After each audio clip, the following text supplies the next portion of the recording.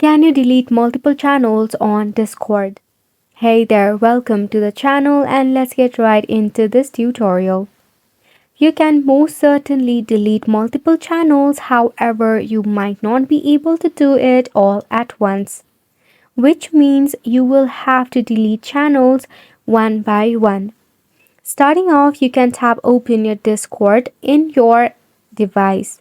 Now make sure that you are logged in into your account.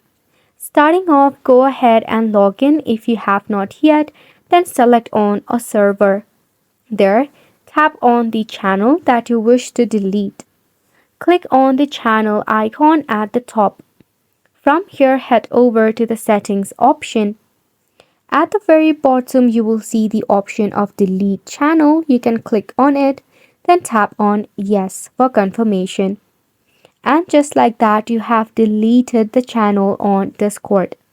Now you will have to do it one by one to delete the entire channel.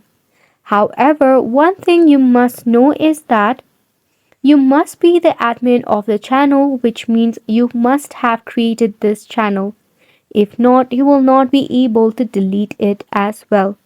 Hopefully you found this video informative to you and thank you so much for tuning in.